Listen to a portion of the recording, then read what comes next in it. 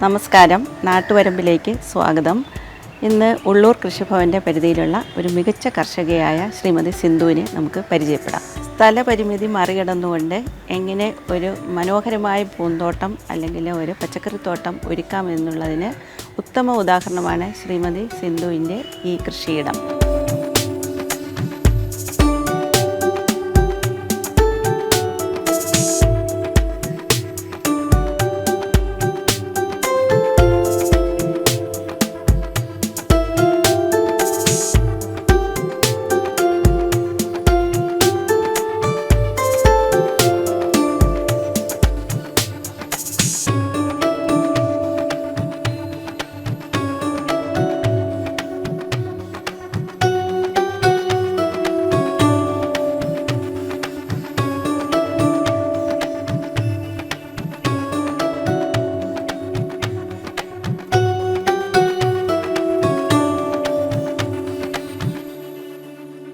ഞാൻ ഈ കൃഷി ഇവിടെ സ്റ്റാർട്ട് ചെയ്തത് 2017 മുതലാണ്. വീട് വെച്ച് മാറി അന്ന് മുതൽ മുടങ്ങാതെ ഞാൻ കൃഷി ചെയ്യുന്നുണ്ട്. വീട്ടാവശ്യത്തിനുള്ളതെല്ലാം അന്ന് ഒരു നിലയായിരുന്നു, അപ്പോഴേ ചെയ്യാൻ തുടങ്ങി. അത് കഴിഞ്ഞ് പിന്നെ മുകളിലോട്ട് കെട്ടിക്കഴിഞ്ഞപ്പോഴേക്ക് മുകളിൽ ചെയ്യുന്നുണ്ട്, താഴെയുള്ള സ്ഥലത്ത് മാക്സിമം താഴെയും ചെയ്യുന്നുണ്ട്. ഈ കൃഷിയിലോട്ട് വരാനുള്ളൊരു കാരണം എൻ്റെ ഹസ്ബൻഡ് BSFലാണ് വർക്ക് ചെയ്യുന്നത്. അപ്പോൾ അങ്ങനെ ജമ്മുവിലായിരിക്കുന്ന സമയത്താണ് ഞാൻ കൂടുതൽ പല സ്ഥലത്ത് ഇരുന്നിട്ടുണ്ട്. എങ്കിലും ജമ്മുവിൽ താമസിക്കുമ്പോഴാണ് എനിക്ക് കൃഷിയിലോട്ട് വരാൻ കൂടുതൽ പ്രചോദനം കിട്ടി. അവിടെ നോർത്ത് ഇന്ത്യൻസ് കൂടുതലും കൃഷി ചെയ്യുന്ന കണ്ടിട്ടുണ്ട്. കാശ്മീരിൽ കൃഷി ചെയ്യുന്ന രീതി കണ്ടാണ് വന്നപ്പോഴേക്ക് എനിക്ക് ഇവിടെ ആയാലും കൃഷി ചെയ്യണമെന്നുള്ളൊരു പ്രോത്സാഹനം വന്നത്. ആദ്യം തുടങ്ങിയതെല്ലാം ചെറിയ ചെടികളായിരുന്നു. നമ്മുടെ ഈ റോസ, ഈ അഡിനാമിയം, പിന്നെ ഈ പോലെ ബാൽസം, അതുപോലത്തെ ചെടികളൊക്കെയാണ് തുടങ്ങിയത്. പിന്നെ ഈ വാട്സപ്പ് ഗ്രൂപ്പിൽ കൂടിയൊക്കെ ഇങ്ങനെ കുറേ പേരായിട്ട് കോണ്ടാക്ട്സ് കിട്ടി. നല്ല നല്ല കൃഷികളും ജൈവ കൃഷികളിലും അതൊക്കെ സർക്കാരിൻ്റെ ഇതൊക്കെ അറിഞ്ഞു തുടങ്ങിയപ്പോഴത്തേക്ക് പിന്നെ ഗ്രാജുവലി അതിലേക്ക് മാറി ചെയ്യാൻ തുടങ്ങിയതാണ്. നല്ല നാടൻ വെള്ളരിയാണ് കൃഷിഭവനിൽ നിന്ന് കിട്ടിയ തൈയിൽ നിന്ന് കിട്ടിയാണ്. ഒരുപാട് പിടിച്ചായിരുന്നു എനിക്ക്. ഒരുപാടെന്ന് വെച്ചാൽ ഒരു 8-10 എണ്ണം കിട്ടി. പക്ഷേ എനിക്ക് പ്രതീക്ഷിക്കാത്തൊരു ഫലം ഈ ടെറസിൽ ഇതിൻ്റെ മുകളിൽ കിട്ടി. അപ്പോൾ ഇത് വരുമ്പോൾ തന്നെ ഞാൻ കവറിട്ട് നിർത്തും. ഇത് കൃഷിഭവനിൽ നിന്ന് തന്ന പയർ വിത്താണ്. ഏകദേശം കുറച്ചൊക്കെ വിളവ് കിട്ടിക്കഴിഞ്ഞു. ഇനി ഏകദേശം തീരാറായി. ഇത് നല്ല പയറാണ്, നല്ല ടേസ്റ്റിയാണിത്. വളപ്രയോഗം മിക്കവാറും ആഴ്ചയിലൊരിക്കൽ കൊടുക്കാറുണ്ട്. അത് മഴയാണെങ്കിൽ കൊടുക്കില്ല. പിന്നെ മിക്കവാറും ഫംഗസ് പിടിക്കുകയാണെങ്കിൽ ഞാൻ രാവിലെയും വൈകിട്ടും കൊടുക്കാറുണ്ട്. കാരണം ആദ്യം ഓസ് വെച്ച് അതത്ര അടിച്ച് കളയും. പിടിച്ചിരിക്കുന്ന ഫംഗസിനെ അത്ര ഓസ് വെച്ച് അടിച്ച് കളഞ്ഞിട്ടായിരിക്കും മരുന്ന് അടിക്കുന്നത്. ഇത് ബെയർ ആപ്പിൾ എന്ന് പറയുന്ന ഒരു ചെടിയാണ്. നമ്മൾ ആപ്പിൾ വർഗ്ഗത്തിൽപ്പെട്ടത് തന്നെയാണ്. അപ്പോൾ ഇതിൻ്റെ ഒരു പ്രത്യേകത എന്ന് പറഞ്ഞാൽ എല്ലാ കാലാവസ്ഥയിലും നമുക്ക് നിരന്തരമായിട്ട് കിട്ടുന്നുണ്ട്. ഹൈബ്രിഡ് ആയതുകൊണ്ട് വലിയൊരു ചട്ടിയിലാണ് വെച്ചിരിക്കുന്നത്. കാരണം ഇത് ഇച്ചിരി കുറച്ചും കൂടി നല്ല രീതിയിൽ മരം പോലെ ആവുന്നതാണ്. അപ്പോൾ ഈ ബുഷ് ട്രീ എന്ന് പറയുന്ന ഒരു കാറ്റഗറി പെടുന്നതാണിത്. നമ്മൾ കൂടുതൽ ഉപയോഗിക്കുന്ന വളങ്ങൾ നാച്ചുറലായിട്ട് കിട്ടുന്ന തന്നെയാണ്. കമ്പോസ്റ്റും ഇതും ചാണകപ്പൊടി, വേപ്പും പിണ്ണാക്കി, ഇതുപോലത്തെ സാധനങ്ങളൊക്കെ തന്നെയാണ് ചെടികൾക്ക് ഉപയോഗിക്കുന്നത്. ഈ വീട്ടിലുണ്ടാകുന്ന വേസ്റ്റുകൾ തന്നെ നമ്മളെടുത്ത് കൊണ്ടുവന്ന് ഇതിൽ മിക്സ് ചെയ്തൊക്കെ എടുക്കുന്നത്. അപ്പം അതിൻ്റെ ആവശ്യമേ വരാറുള്ളൂ. ആനക്കൊമ്പൻ വെണ്ടയാണത്. പിന്നെ ഒരു 2 മൂടുണ്ടെങ്കിൽ നമ്മുടെ വീട്ടാവശ്യത്തിന് മാറി ഒന്നട വിട്ട് മിക്കവാറും കിട്ടും. അപ്പോൾ നമ്മുടെ വീട്ടാവശ്യത്തിനുള്ളത് എന്തായാലും 2 മൂടിൻ്റെ ആവശ്യം വരുന്നുള്ളൂ. അതിൽ കൂടുതലായി കഴിഞ്ഞാൽ നമുക്ക് പിന്നെ വേസ്റ്റാവും. അപ്പം ബാക്കിയുള്ളത് ചെയ്യാനായിട്ട് അപ്പോൾ നമുക്ക് എല്ലാം കിട്ടുന്ന രീതിയിൽ ചെയ്യാം. 2 മൂട് വെണ്ട ഉണ്ടെങ്കിൽ നല്ലതാണ്.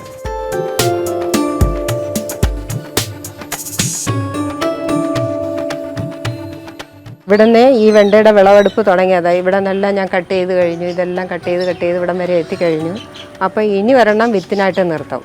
ഈ മധ്യത്ത് വരുമ്പോഴേക്കും ആദ്യത്തേത് എടുക്കില്ല വിത്തിന്, അവസാനത്തതും എടുക്കില്ല. നടുവിലത്തെ ഒരു വെണ്ട നമ്മൾ വിത്തിനായിട്ട് നിർത്തിയെടുക്കും. അതായിരിക്കും നല്ലത്. വെണ്ടയായാലും വെള്ളരി ആയാലും കൊത്തമര, പയർ, ഇതെല്ലാം വിത്തുകൾ ഞാൻ വീണ്ടും അതിൽ നിന്ന് തന്നെയാണ് എടുക്കുന്നത്. അപ്പം നമുക്ക് നല്ല ഇനം വിത്തുകൾ തന്നെ കിട്ടുകയും ചെയ്യും. ഇപ്പം കൃഷിഭവനിൽ നിന്ന് എല്ലാ തൈകളും കിട്ടുന്നുണ്ട്. വളമായിട്ടും ചട്ടിയായിട്ടും നല്ല പ്രോത്സാഹനം കൂടി തരുന്നുണ്ട്. എനിക്ക് പ്രോത്സാഹന സമ്മാനം തന്നിട്ടുണ്ട്. മരുന്നടിക്കുന്ന സ്പ്രേയർ ആയാലൊക്കെ അവിടെ നിന്ന് ഗിഫ്റ്റായിട്ട് എനിക്ക് തന്നിട്ടുണ്ട്.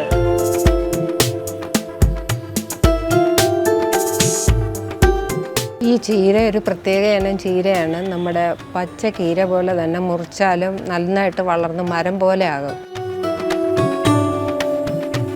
പച്ചക്കറി ഐറ്റങ്ങളൊന്നും ഞാൻ പുറത്തുനിന്ന് വാങ്ങാറില്ല. കാര്യം ഒരു വീട്ടാവശ്യത്തിനുള്ളത് മുളക്, തക്കാളി, പയറ്, കീര, വെണ്ട, പച്ചമുളക്, ഇങ്ങനെ വെള്ളരി, പാവൽ, ഇതെല്ലാം പടവല, ഇതെല്ലാം ആവശ്യത്തിന് എനിക്ക് ഒന്നും രണ്ടും വെച്ചൊക്കെ എനിക്ക് വീട്ടിലെ ആവശ്യത്തിന് കിട്ടാം. നമ്മൾ കളക്ട് ചെയ്ത് വെച്ചിരുന്നിട്ട് നമ്മുടെ എല്ലാ ആവശ്യങ്ങൾക്ക് ഉപയോഗിക്കാൻ കിട്ടും. നമ്മൾ ഏകദേശം 900 സ്ക്വയർ ഫീറ്റ് ഏരിയയാണ് മുകളിൽ ഉപയോഗിച്ചിരിക്കുന്നത്. ബാക്കി കുറേ ചെടികളെല്ലാം ഇവിടെ വെക്കാൻ പറ്റാത്തതെല്ലാം നിലത്ത് വെച്ചിട്ടുണ്ട്. ഈ പടത്തി വിടുന്ന കൂടുതൽ മുന്തിരി അതുപോലത്തത്, പിന്നെ ഈ ഏലം, സപ്പോട്ട അതുപോലത്തതൊക്കെ ചെടികളുണ്ട്. അത് വീട്ടിൻ്റെ മുൻവശത്തൊക്കെ തന്നെയാണ് വെച്ചിരിക്കുന്നത്. ടെറസിൻ്റെ പല ഭാഗത്തായിട്ട് ഞാൻ വിവിധ ഇനം മുളകുകൾ നട്ടിട്ടുണ്ട്. ഇത് ജിമിക്ക് മുളകാണ്. പിന്നെ കാന്താരി പാൽമുളകുണ്ട്, സാമ്പാർ മുളകുണ്ട്, പിന്നെ ഉജ്ജ്വല മുളകുണ്ട്, പിന്നെ ലോങ് മിർച്ചി എന്നും പറഞ്ഞ് ഇത്തിരി ഒരുപാട് നീളമുള്ള ഒരു ടൈപ്പ് മുളകുണ്ട്. ഇപ്പം ഒരു 6 ഇനം മുളകുകളുണ്ട് എനിക്ക്. എൻ്റെ ജോലി ഇവിടെ ടെക്നോ പാർക്കിലാണ്. ഞാൻ അലയൻസിൽ വർക്ക് ചെയ്യുകയാണ്. അപ്പോൾ ഇവിടെ കൂടുതലും അമ്മ തന്നെയാണ് ഇതിൽ ഏകദേശം ഒരു ദിവസം 4 മണിക്കൂറോളം ചിലവാക്കുന്നത്, രാവിലെയും വൈകുന്നേരമായിട്ട്. കൂടുതൽ പണിയും എല്ലാം അമ്മ തന്നെയാണ് ചെയ്യുന്നത്. പിന്നെ വേണ്ട എന്നെക്കൊണ്ടാലാവാൻ പറ്റുന്ന രീതിയിലുള്ള സഹായങ്ങൾ ചെയ്യുന്നേ ഉള്ളൂ. വളരെ ചെറിയ ഒരു സ്ഥലത്ത് മനോഹരമായ രീതിയിൽ പച്ചക്കറികൾ നട്ടുപിടിപ്പിച്ചിരിക്കുന്നു. ഒപ്പം അലങ്കാര പൂച്ചെടികൾ നട്ടിട്ടുണ്ട്. എല്ലാം സംയോജിപ്പിച്ചുകൊണ്ടുള്ള ഒരു കൃഷിയിടമാണ് ഇത്. 4ാമത്തെ നിലയിലാണ് ഞാൻ ഈ കൃഷി ചെയ്യുന്നത്. അപ്പോൾ ഇതിനകത്ത് മണ്ണും വളമൊക്കെ കൊണ്ടുവരാൻ വളരെ ബുദ്ധിമുട്ടാണ്. അപ്പോൾ ഇവിടെ റാട്ടിട്ടിട്ടുണ്ട് മുകളിൽ. അപ്പം താഴെ കൊണ്ടുവന്നിട്ട് അതുവഴിയാണ് ഞാനിതെല്ലാം മുകളിൽ എത്തിക്കുന്നത്.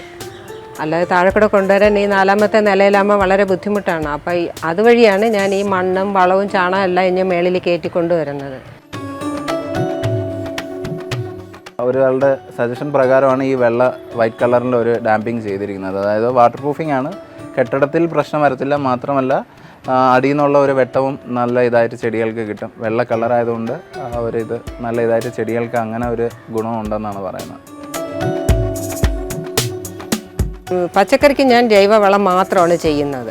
അത് കഞ്ഞിവെള്ളം ഞാൻ കളക്ട് ചെയ്ത് വയ്ക്കും.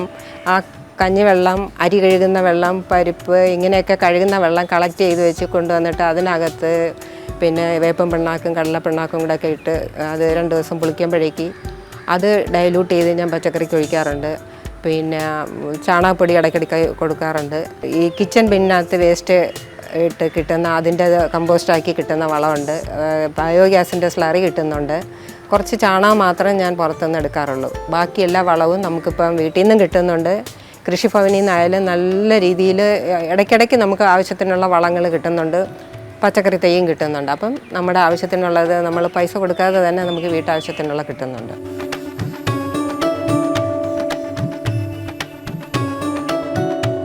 എല്ലാ ചെടികളും താഴേന്ന് ഏകദേശം 1 അടിയോളം ഉയരത്തിൽ പൊക്കിയാണ് വെച്ചിരിക്കുന്നത്. നമ്മളപ്പോൾ നമുക്ക് വൃത്തിയാക്കാനും സൗകര്യമാണ്. പിന്നെ വേറെ ഇഴജന്തുക്കളൊന്നും കയറി ഇരിക്കത്തില്ല. കൂടുതൽ ഈ പച്ചക്കറികളെല്ലാം നമുക്ക് പുറമേ കിട്ടുന്നതിലെല്ലാം മായങ്ങൾ ആണ് വരുന്നത്. കൂടുതൽ കാബലം ലഭിക്കാനായിട്ട് എല്ലാത്തിലും മായം കിട്ടുന്നുണ്ട്. അത് കാരണം ഉണ്ടാകുന്ന അസുഖങ്ങളായാലും ക്യാൻസർ ആയിരുന്നാലും മറ്റു രീതിയിലുള്ള അസുഖങ്ങളും ഇപ്പോൾ ഇഷ്ടം പോലെ കൂടി വരികയാണ്. അപ്പോൾ കഴിയുന്നതും ടെറസുകളിലൊക്കെ നമ്മൾക്ക് ഉണ്ടാക്കാൻ പറ്റുന്ന പച്ചക്കറികളെല്ലാം ഉണ്ടാക്കി കഴിഞ്ഞാൽ ഏറ്റവും നല്ലത് നമ്മളുടെ ആവശ്യത്തിനുള്ളത് അതിൽ നിന്ന് കിട്ടുന്നതാണ്.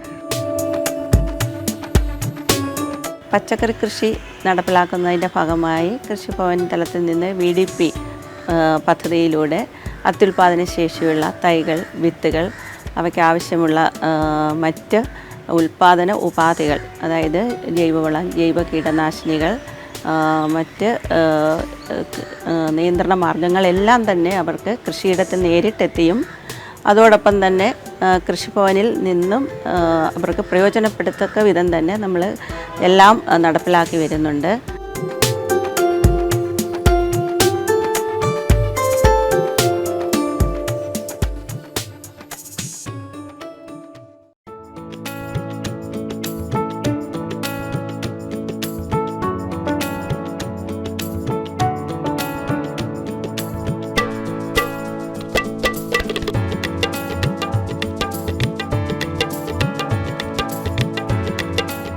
ശരിക്കും നിറക്കൂട്ടുകൾ എന്ന് തന്നെ പറയാം. അതിൽ പുഷ്പങ്ങളും പച്ചക്കറിയും ഫലവർഗ്ഗങ്ങളും ഒക്കെ ചേർന്ന് ഒരുക്കിയിരിക്കുന്ന ഈ ഒരു കാഴ്ച ഒരു ഹോർട്ടിക്കൾച്ചർ തെറാപ്പി എന്ന തരത്തിൽ കൂടി നമുക്ക് പ്രയോജനപ്പെടുത്താൻ സാധിക്കും.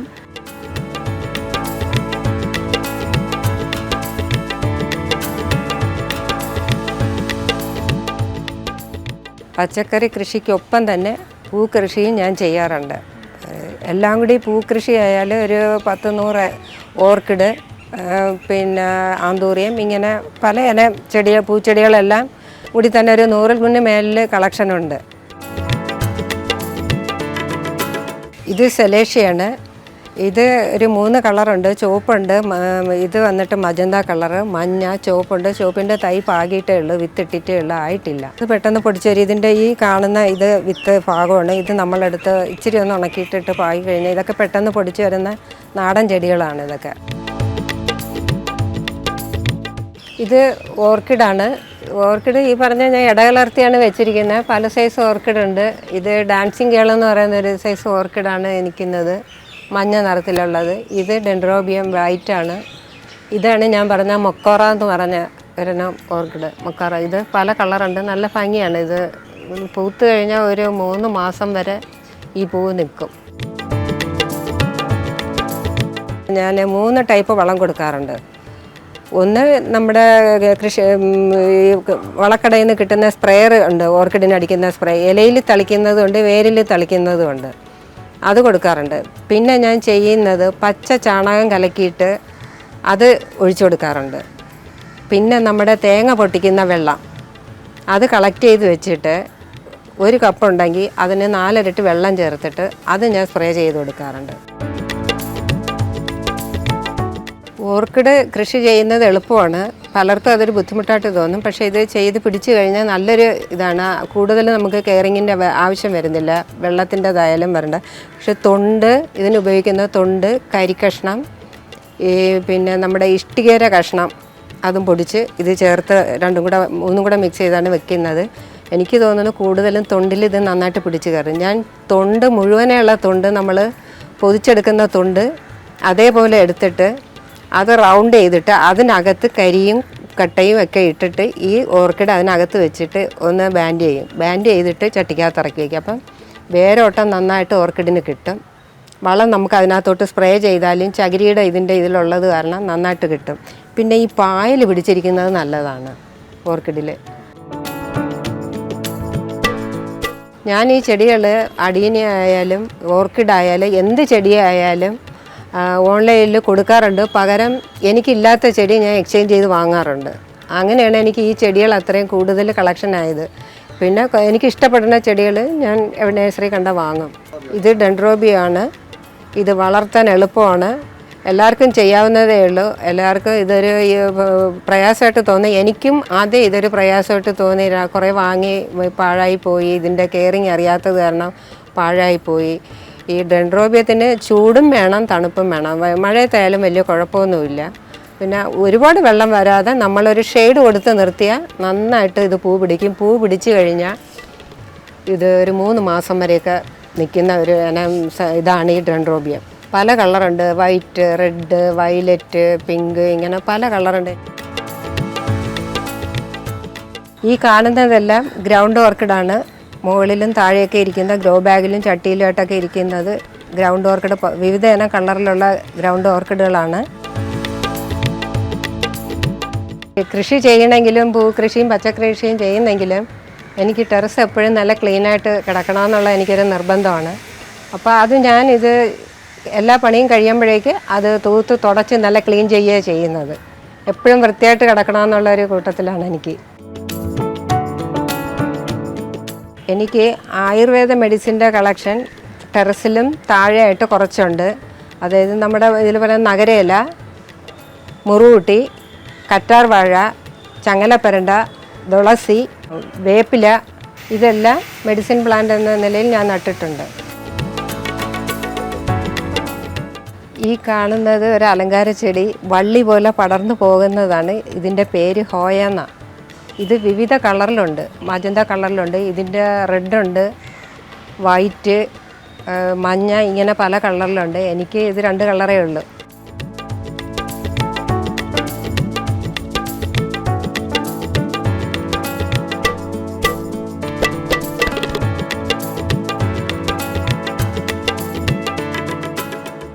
ഈ കാണുന്നതെല്ലാം എൻ്റെ അഡീനിയം കളക്ഷനാണ്. ഒരു 40 വെറൈറ്റി കൂടുതലുണ്ട്. അത് ചൂട് സമയത്താണ് കൂടുതലായിട്ട് പൂവുണ്ടാകുന്നത്. അതായത് വേനൽക്കാലത്ത്. തണുപ്പ് സമയമാകുമ്പോഴേക്കും ഞാൻ ഇത് മാറ്റി വയ്ക്കും. എന്നുവെച്ചാൽ ഇത് വെള്ളം കൂടുതൽ വീണ് കഴിഞ്ഞാൽ ഇതിനൊരു പ്രത്യേകത എന്ന് വെച്ചാൽ ഇതിൻ്റെ കോഡക്സ് ആണ് മെയിനായിട്ടുള്ള ഇത്. അതനുസരിച്ചാണ് ഇതിൻ്റെ പ്രായം മനസ്സിലാക്കുന്നത്. അപ്പോൾ ഇത് കറക്റ്റ് സമയത്ത് നമ്മൾ പ്രൂണിങ് എല്ലാം ചെയ്ത് വളപ്രയോഗം കൊടുക്കുമ്പം പൂക്കൾ നല്ലതായിട്ടുണ്ടാകും. ഡിസംബർ, ജനുവരി, ഈ മാർച്ച് വരെ, ഏപ്രിൽ വരെയൊക്കെ നല്ലതായിട്ട് പൂവുണ്ടാകുന്ന സമയമാണ്. മഴക്കാലം ആകുമ്പോഴേക്കും ഇതിൻ്റെ പൂവെല്ലാം മാറും. അപ്പോഴും നമ്മളിത് ഷെയ്ഡിൽ മാറ്റണം. എന്ന് വെച്ചാൽ ഇത് വെള്ളം കെട്ടി നിൽക്കാൻ പാടില്ല ഇതിന്. ഞാനിത് ഗ്രാഫ്റ്റ് ചെയ്ത് ചെയ്യാറുണ്ട്. ഒന്നിൽ നിന്ന് വേറെ ഒന്നിലോട്ട് വേറെ കളറുകൾ ചേഞ്ച് ചെയ്യാറുണ്ട്. ഒരെണ്ണത്തിൽ തന്നെ 3-4 കളറ് ഗ്രാഫ്റ്റ് ചെയ്ത് പിടിപ്പിക്കാറുണ്ട്. എനിക്ക് ഒരുപാട് ഇഷ്ടമുള്ള ഒരു ചെടിയാണ് ഡെസർട്ട് പ്ലാന്റ് എന്ന് പറയും. മരുഭൂമിയിലെ റോസ എന്നും പറയാറുണ്ട് ഇത്. പക്ഷേ നല്ലൊരു ഭംഗിയാണ് അലങ്കരിച്ച്. അതിനെ നമുക്ക് പ്രത്യേകിച്ച് എന്ന് വെച്ചാൽ വെള്ളം അധികം വേണ്ട. പച്ചക്കറിയും ചെടികളായിട്ട് ഇടകലർത്തിയാണ് വെച്ചിരിക്കുന്നത്. അത് കാരണം ഈ ക്ലൈമറ്റിൻ്റെ ഇതനുസരിച്ചാണ് വെക്കുന്നത്. പച്ചക്കറിക്കായാലും ചിലതിന് ചൂടധികം വേണ്ട. അപ്പം ഞാൻ ചില ചെടികൾ ചൂടില്ലാത്തതും കൂടിയതുണ്ട്. അപ്പോൾ അതിൻ്റെയൊക്കെ ഇങ്ങനെ മിക്സായിട്ടാണ് ചെയ്ത് വെച്ചിരിക്കുന്നത്. അപ്പോൾ മുളകിനായാലും അധികം വെയിൽ വേണ്ട, തക്കാളിക്ക് അധികം വെയിൽ വേണ്ട. അപ്പം ചെടികളുടെ ഇടയിൽ വെക്കും. അപ്പം നല്ല വളർച്ച കിട്ടുന്നുണ്ട്. ഡെയിലി രാവിലെ കയറി വന്നു കഴിഞ്ഞാൽ വെള്ളം ഒഴിക്കുക, ഒന്ന് വൃത്തിയാക്കി എല്ലാം ചെയ്ത് വെള്ളം ഒഴിക്കുക. വൈകിട്ടൊരു ഞാൻ കയറിക്കഴിഞ്ഞാൽ ഒരു 2-3 മണിക്കൂർ ഗാർഡനിൽ ഇതെല്ലാം നോക്കി വളം ചെയ്യൽ, മരുന്നടിക്കൽ, ഇതെല്ലാം ചെയ്യുന്നത് വൈകിട്ട് ചെയ്യുന്നത്. സാധാരണ എല്ലാവരും പറയും വൈകുന്നേരം മരുന്നടിക്കുന്നതാണ് നല്ലതെന്ന് പറയും. ഇത് കാശിത്തുമ്പയാണ്. ഇതിൻ്റെ ബാഡ്സോ എന്ന് പറയും. 5 കളറുണ്ട്. ഇത് പിങ്ക്, പിന്നെ മജന്ത കളറുണ്ട്, വയലറ്റ് ഉണ്ട്. വയലറ്റും വെള്ളയും കൂടെ മിക്സ് ആയിട്ടുള്ളൊരു കളറുണ്ട്. വൈറ്റ് ഉണ്ട്, പ്യുവർ വൈറ്റ് ആയിട്ടുള്ള അടുക്ക്. ഇതെല്ലാം അടുക്കാണ്. ഈ നിൽക്കുന്നത് ആമ്പലും താമരയും കൂടെയാണ്. ടബിലൊക്കെ നിൽക്കുന്നതെല്ലാം ആമ്പലുണ്ട്, താമരയുണ്ട്. ഇതെല്ലാം മൊട്ട്, ചിലതിനകത്തൊക്കെ മൊട്ട് വരുന്നുണ്ട്. ഇതിൻ്റെ പരിചരണം അടിയിൽ നമ്മൾ കുറച്ച് ആദ്യം ചാണകപ്പൊടി ഇടുക, കുറച്ച് എല്ലുപൊടി ഇടുക, അതിൻ്റെ മുകളിൽ മണൽ മിക്സ് ചെയ്യുക. എന്നിട്ടാണ് ഇത് നടുന്നത്. താമര ആകുമ്പം വളച്ച് വയ്ക്കുക ചെയ്യുന്നത്. അതിൻ്റെ ട്യൂബർ സൈഡിൽ കൂടിയാണ് കൊടുക്കുന്നത്. ആമ്പലാകുമ്പം നടുക്ക് നമുക്ക് വയ്ക്കാം. ഉള്ള സ്പേസ് മാക്സിമം ആയിട്ട് യൂട്ടിലൈസ് ചെയ്യാം. പിന്നെ വേണ്ട ചെടികൾക്ക് ഇപ്പോൾ ഇവിടെ തന്നെ സൂര്യപ്രകാശം ആവശ്യത്തിന് കിട്ടുന്നുണ്ട്. പിന്നെ പക്ഷികൾ കൂടുതൽ ശല്യപ്പെടുത്താതിരിക്കാൻ വേണ്ടിയാണ് നമ്മൾ ഈ നെറ്റ് ഇട്ടിരിക്കുന്നത്. പ്രത്യേകിച്ച് ഈ തത്തയുടെ ശല്യം ഉണ്ട്. കുറേ പയറുകളും അതെല്ലാം തത്ത വന്ന് കൊത്തുന്നുണ്ട്. അപ്പോൾ അത് കാരണം ഫുള്ള് കവർ ചെയ്ത് നെറ്റ് ഇട്ടിരിക്കുക. പറഞ്ഞറിയിക്കാൻ പറ്റാത്ത സന്തോഷമാണ് കൃഷിയിൽ നിന്ന് കിട്ടുന്നത്. മുകളിൽ വന്നു കഴിഞ്ഞാൽ ഇവിടെ തന്നെ നിന്ന് ഇതൊക്കെ പരിപാലിച്ച് ഇങ്ങനെ നിൽക്കുമ്പോൾ സമയം പോണതറിയില്ല. അത്രയൊരു സന്തോഷമുണ്ട് മനസ്സിന്. നമ്മളെ മനസ്സിൻ്റെ ചിലപ്പോൾ ടെൻഷനോ വിഷമമൊക്കെ ഉണ്ടെങ്കിൽ തന്നെ ഇതിൻ്റെ ഇടയിൽ വന്ന് നിൽക്കുമ്പോൾ അതെല്ലാം മാറും. നമ്മളറിയാതെ തന്നെ ഇതിൽ എൻഗേജ് ആയി പോകും അങ്ങനെ ഒരുപാട്. അതുകൊണ്ട് എനിക്ക് ഭയങ്കര സന്തോഷമാണ്. അത് കാരണം അറിയുന്നവരടുത്ത് ഞാൻ പറയും, പറ്റുന്ന ഒരു കുറച്ച് സ്ഥലമായാലും നമ്മളൊരു 5 ഗ്രോ ബാഗിലോ 10 ഗ്രോ ബാഗിലോ നമ്മൾ എന്തെങ്കിലും ചെയ്താൽ നമ്മുടെ വീട്ടാവശ്യത്തിനുള്ളത് കുറച്ചെങ്കിലും കിട്ടും. വിഷരഹിതമായിട്ടുള്ള പച്ചക്കറികൾ നമുക്ക് കഴിക്കാം. ഒരു നഗരപ്രദേശത്ത് ഇത്തരം ഒരു കൃഷി കാഴ്ചകൾ ഒരുക്കുന്നതിനായി അദ്ദേഹത്തിനുള്ള ആ ഒരു കൃഷിയോടുള്ള ശരിക്കും ഒരു പാഷൻ എന്ന് തന്നെ പറയാം. അത് നമുക്കെല്ലാവർക്കും മാതൃകയാക്കുകയും ഇത്തരം കൃഷി രീതികൾ കൂടുതൽ പ്രചരിപ്പിച്ചുകൊണ്ട് നമ്മുടെ ടെറസുകൾ എങ്ങനെ പച്ചപ്പിലേക്ക് കൊണ്ടുവരാം, കൂടുതൽ പ്രകൃതിക്ക് ഇണങ്ങിയ രീതിയിൽ കൃഷി ചെയ്തുകൊണ്ട് നമ്മുടെ പ്രകൃതി സംരക്ഷണ കൃഷിക്ക് കൂടുതൽ ഊന്നൽ നൽകി പുതിയ പദ്ധതികൾ ആവിഷ്കരിച്ച് കൃഷിഭവൻ തലത്തിൽ നടപ്പിലാക്കുന്നതിന് ഇത്തരം കൃഷിയിടങ്ങൾ മാതൃകയാക്കാനാണ് തീരുമാനിച്ചിട്ടുള്ളത്.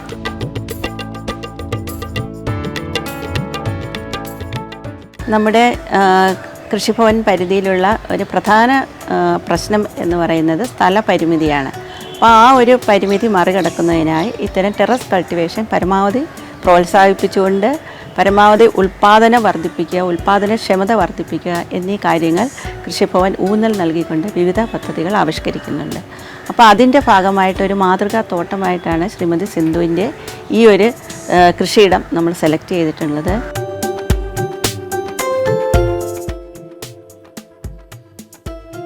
ഞാൻ പലതരം ചട്ടികളിലാണ് കൃഷി ചെയ്യുന്നത്. പച്ചക്കറി ചെറിയ ഐറ്റംസൊക്കെ ഈ വക ചട്ടികളിൽ ചെയ്യും. ഫ്രൂട്ട് പ്ലാന്റ് എല്ലാം വലിയ ചട്ടികളിലും ഒക്കെ ചെയ്യാറുണ്ട്. പൂച്ചെടികളെല്ലാം ഞാൻ ഈ ചട്ടി ഇത് ഞാൻ ഉണ്ടാക്കിയതാണ്. മണ്ണ് മിക്സ് ചെയ്തിട്ടിരിക്കുക, കുമ്മായം ചേർത്തൊരു 15 ദിവസം ഇട്ടു. അത് കഴിഞ്ഞിട്ട് അതിനകത്ത് വേപ്പം പിണ്ണാക്ക്, എല്ലുപൊടി, ചാണകപ്പൊടി ഇതെല്ലാം മിക്സ് ചെയ്തിട്ടിരിക്കുക. ഇനി എങ്ങനെയാണ് നമുക്കൊരു ചട്ടിയിൽ മണ്ണ് നിറയ്ക്കുന്നതെന്ന് നോക്കാം.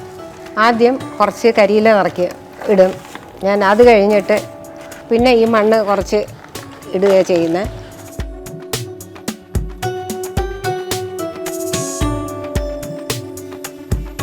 ചട്ടിയുടെ വലിപ്പം അനുസരിച്ച് ഞാനിടും. പിന്നെ കുറച്ച് കരിയില ഇങ്ങനെ ഇടും.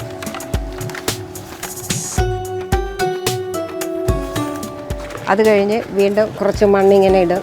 ഒരു ഹാഫ് ലെവലിനേ ഇടത്തുള്ളൂ.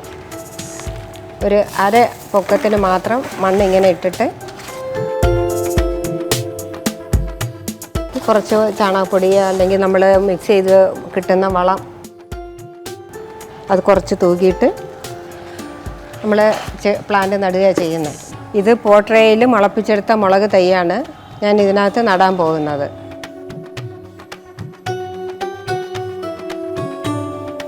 നട്ട ശേഷം ഞാൻ മുകളിൽ കുറച്ച് ചാണകപ്പൊടി വിതറി കൊടുക്കുക ചെയ്തത്. പിന്നെ ഇത് വേര് പിടിച്ച് കയറുന്ന അനുസരിച്ച് മണ്ണ് വീണ്ടും വളം ചേർത്ത മണ്ണ് മിക്സ് ചെയ്ത് ഇത് ചട്ടിയിൽ ഇടയ്ക്കിടയ്ക്ക് കൂട്ടിക്കൊടുക്കും. വളർന്നതനുസരിച്ച് നമ്മൾ ഇതിന് പൊട്ടാഷിൻ്റെതും അങ്ങനെയൊക്കെയുള്ള വളങ്ങൾ കൊടുക്കാറുണ്ട്. ഇല മഞ്ഞളിച്ച് വരികയാണെങ്കിൽ അതിന് അതിൻ്റേതായ കാൽസ്യത്തിൻ്റെയോ പൊട്ടാഷിൻ്റെയോ കുറവുണ്ടെങ്കിൽ അങ്ങനെ അത് കൊടുക്കും. ഒരു തവണ കൃഷിക്ക് ഉപയോഗിക്കുന്ന മണ്ണ് വീണ്ടും ചെയ്യാറുണ്ട്. അത് അതേപടിയല്ല, അതിൻ്റെ കൂടെ ചകിരിച്ചോറും ഈ കമ്പോസ്റ്റും വേറെ മണ്ണും കൂടെ മിക്സ് ചെയ്തിട്ട് ആണ് വീണ്ടും വേറെ നമ്മൾ കൃഷി ചെയ്യാനായിട്ട് ചട്ടിയിൽ മണ്ണ് പോട്ടിങ് മിക്സായിട്ട് നിറയ്ക്കുന്നത്.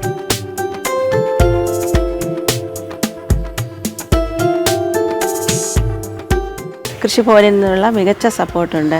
അതിൽ ഏറ്റവും പ്രധാനമായിട്ട് നമുക്ക് പറയാനുള്ളത് ഇവിടെ ഒരു മുന്തിരി വിളവെടുപ്പ് കൂടിയാണെന്ന്.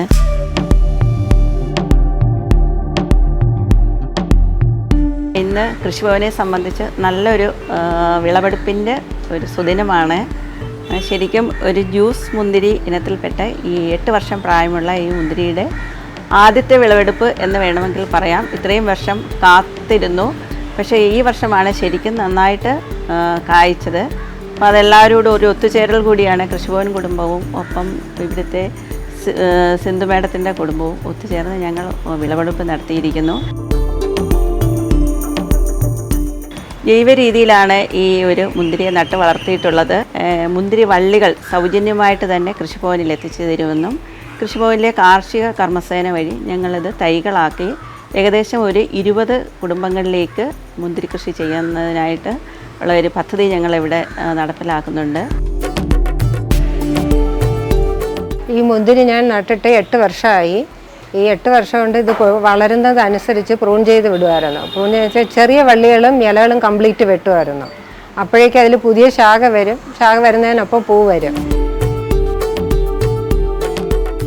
മുന്തിരിക്ക് ഏറ്റവും പ്രധാനപ്പെട്ട ഒരു ഇതാണ് അതിൻ്റെ സമയം കൊടുക്കുന്ന പ്രൂണിങ്. ആ പ്രൂണിങ് അനുസരിച്ചായിരിക്കും നമുക്ക് ഇതിൻ്റെ വിളവ് കിട്ടുന്നത്, മുന്തിരി കിട്ടുന്നത്.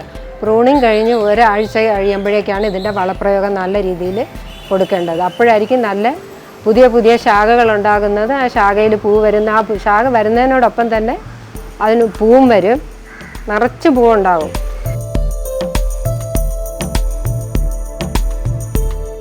മുന്തിരിക്ക് വളപ്രയോഗമായിട്ട് കൊടുക്കുന്നത് കഞ്ഞിവെള്ളത്തിൽ കടലപ്പിണ്ണാക്ക്, എല്ലുപൊടി എല്ലാം ഇട്ട് പുളിപ്പിച്ച് അത് ഡൈലൂട്ട് ചെയ്ത് കൊടുക്കാറുണ്ട്. പിന്നെ ഇറച്ചി കഴുകുന്ന വെള്ളം ഒഴിച്ചു കൊടുക്കാറുണ്ട്. മീൻ കഴുകുന്ന വെള്ളം ഇതെല്ലാം ഞാൻ ഒഴിച്ചു കൊടുക്കാറുണ്ട്.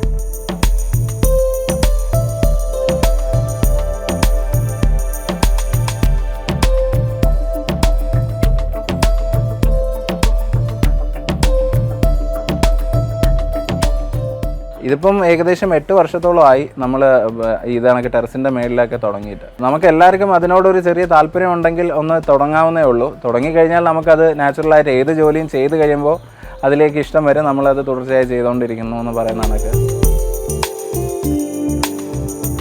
നമുക്കിത് ചെയ്യാനുള്ളൊരു ഊർജ്ജം എന്ന് പറയുന്നത് നമുക്കിപ്പോൾ പിന്നിൽ നിന്ന് കിട്ടുന്ന ഒരു ബലമാണ്. അപ്പോൾ അതിനനുസരിച്ച് എനിക്ക് കൂടുതൽ ചെയ്യാനായിട്ട് ആഗ്രഹമുണ്ട്. ഓരോ വർഷവും ഞാൻ അതിൻ്റേതായ രീതിയിൽ കൂട്ടി കൊണ്ടുവരികയാണ് ചെയ്യുന്നത്. ശ്രീമതി സിന്ധുവിന് കഴിഞ്ഞ 6-7 വർഷക്കാലമായി ഇത് സാധിക്കുമെങ്കിൽ എല്ലാവർക്കും ഇത് സാധിക്കും. അതിനുള്ള പരിമിതികൾ എന്തൊക്കെയാണെന്ന് പറഞ്ഞാൽ അതിന് കൃഷിഭവൻ തലത്തിൽ നിന്ന് ഞങ്ങൾ വേണ്ട സപ്പോർട്ടുകൾ നൽകുന്നുണ്ട്. കൂടുതൽ ഇത്തരത്തിൽ ടെറസ് കൾട്ടിവേഷൻ വ്യാപിപ്പിച്ചുകൊണ്ട് നമുക്ക് ഭക്ഷ്യ സ്വയം പര്യാപ്തത അല്ലെങ്കിൽ സുരക്ഷിത ഭക്ഷണം എന്നിവയ്ക്കൊക്കെ മികച്ച ഊന്നൽ നൽകിക്കൊണ്ട് നമ്മുടെ നാടിനെ കൃഷി സമൃദ്ധിയിലേക്ക് നയിക്കുക, ആ ഒരു സംസ്കാരം, കാർഷിക സംസ്കാരം എല്ലാവരിലേക്കും എത്തിക്കുക എന്നൊക്കെയുള്ള ഒരു സന്ദേശമാണ് ഈ കൃഷിയിടത്തിലൂടെ നമുക്ക് നൽകാൻ സാധിക്കുന്നത്.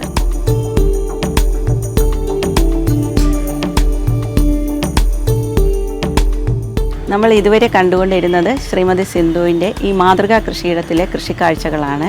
എല്ലാവർക്കും മാതൃകയാക്കാവുന്ന ഒരു കൃഷിയിടം കൂടിയാണിത്. നാട്ടുവരമ്പിൻ്റെ ഈ അധ്യായം ഇവിടെ അവസാനിക്കുന്നു. നന്ദി, നമസ്കാരം.